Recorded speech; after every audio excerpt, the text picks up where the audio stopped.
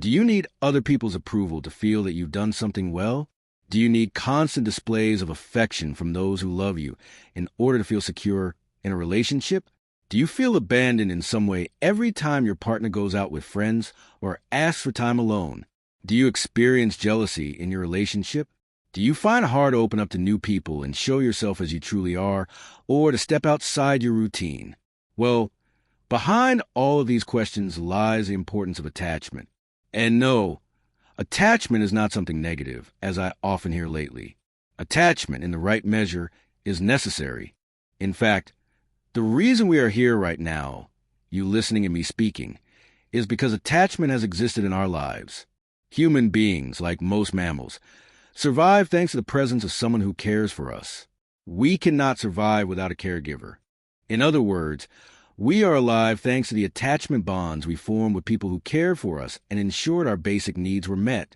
Attachment is a foundation on which a child builds a house they will live in for the rest of their life, through adolescence and into adulthood. But what happens when the foundations of a house are weak? They may collapse, problems may arise, or repairs may be needed. Well, the same thing happens when our attachment style is not healthy. If our foundations are weak, we will probably collapse when faced with life's challenges, or the coping mechanisms we have won't be enough to deal with them. Understanding attachment, and especially how our own attachment bond developed, is essential to understanding why we relate to the people we love in the way we do today.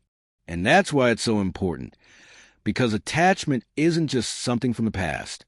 All the attachment bonds we form after childhood, whether with partners, close friends, or members of any group, reuse the basic emotional machinery established in the early mother-child bond during our early years. This directly influences, more than you might imagine, what we do, think, and feel today when we relate to others. We may be more or less distrustful, more or less jealous, more independent or more dependent. And we may find separations and losses more or less difficult, all depending on the type of attachment we developed in childhood. During the first years of life, in our drive to survive, we gradually develop a model of relationships, an emotional bond, with those who care for us. Usually, this includes our mother, father, a grandparent, or another caregiver. We hold on to this bond at any cost, because without it, we wouldn't survive. We need this emotional connection to live. Therefore, attachment is necessary for survival. From this bond, we begin learning how to relate to the world. We take that bond as a model for how we will relate to others later on. Through this bond, we come to understand what mom or dad is like with us, and in turn, what the world is like. Whether the world is a safe place where we can trust others, or a hostile place that could harm us, where we cannot trust anyone and must remain constantly on guard. Bowlby, the psychologist who developed attachment theory, discovered that if attachment is broken or disrupted during a critical period, the first 2 years of life, the child suffers long-term, potentially irreversible consequences from this early deprivation, such as cognitive, social, or emotional difficulties. In fact, it is through this bond that we learn what to do with our emotions. We do not learn to regulate our emotions on our own. The people who care for us teach us through co-regulation. They co-regulate with us. Someone else shows us how to handle our emotions, and based on that guidance, we learn. And then, as adults, it is we who self-regulate. But we self-regulate according to how we were taught to manage our emotions during childhood and adolescence. That is where we build the regulatory tools we will use in the future. Bowlby defines attachment as the intense emotional bond that arises from any behavior aimed at creating closeness with an important person. It can be a look, a smile, hugs, changing the baby if they are dirty, or feeding them. In other words, the goal of attachment is to meet the baby's basic needs, to provide security and comfort, to ensure that if the baby cries or feels upset, there will be someone to hold them. Attachment also provides a sense of protection, the sense of having a safe place to return to. Basically, we are biologically programmed to form bonds with others. However, there are different types of attachment, and not all of them are equally healthy. Secure attachment. Those fortunate individuals who formed healthy attachment relationships with their primary caregivers, having good models to follow, usually carry the same ability into adulthood in their social interactions. Secure attachment is evident when a child is able to explore their environment freely, but shows distress when separated from their caregiver. When the mother leaves, think of those children who cry a lot and become distressed when mom is gone. When she returns, they greet her with great enthusiasm and joy. As adults, people with secure attachment do not give their trust away immediately, but they can gladly place in the hands of those who earn it. This allows them to enjoy deep and healthy relationships while maintaining an optimal emotional distance. They are able to make plans with others and show themselves as they truly are.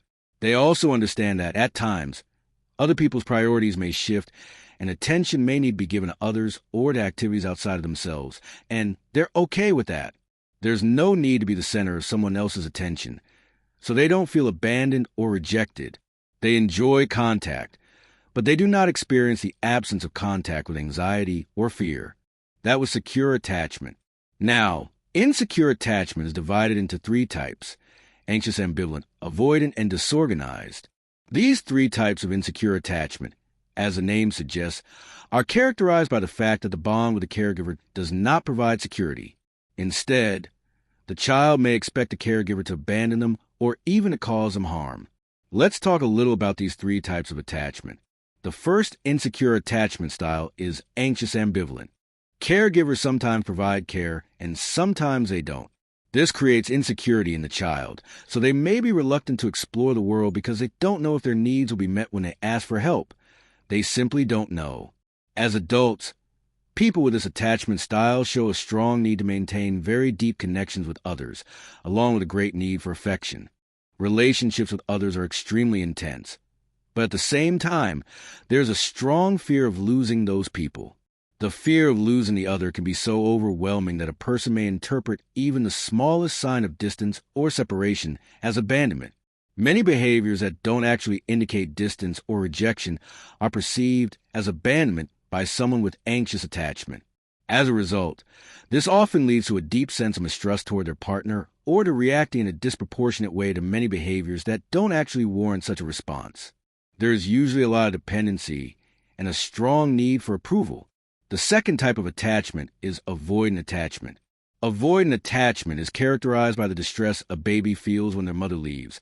But unlike the secure attachment we discussed earlier, where the baby is happy when the mother returns, in avoidant attachment, when the caregiver comes back, the baby avoids them and appears indifferent. I feel sad when my mother leaves, but I don't feel happy when she returns. I simply show indifference. The most notable trait in people with avoidant or anxious avoidant attachment is difficulty forming close bonds with others. It's not that they are comfortable this way. They feel a deep pain from being unable to connect emotionally, but they often develop a false sense of independence. They are independent people, but they feel deep distress when someone tries to get emotionally close to them because they are unable to connect or engage emotionally. Avoidant insecure attachment generally stems from an upbringing marked by strong emotional distance from primary caregivers. Support could be withheld from the child, even when it was needed, and someone who grows up this way tends to distrust others, believing that no one can truly support or help them, and therefore avoids closeness and deep relationships. The third type of insecure attachment is disorganized attachment. This is the most complex of them all. It's a type of attachment commonly seen in those who experience abuse in childhood. They may have been left alone without support during moments of intense distress, or the people responsible for caring for them may have used physical punishment to intimidate them, for example, or the caregivers may have been extremely ambivalent. So these children never knew what to expect from the people who were supposed to care for or protect them. Sometimes these caregivers could be relatively affectionate and suddenly, without warning, become aggressive or neglectful. People who had caregivers like this often, or may, repeat the same pattern in adulthood. They seem to lack consistency and coherence between what they say, think, or do. These are people who can shift from total submission to aggression, or from complete emotional closeness to absolute distance and coldness, with ease that confuses others.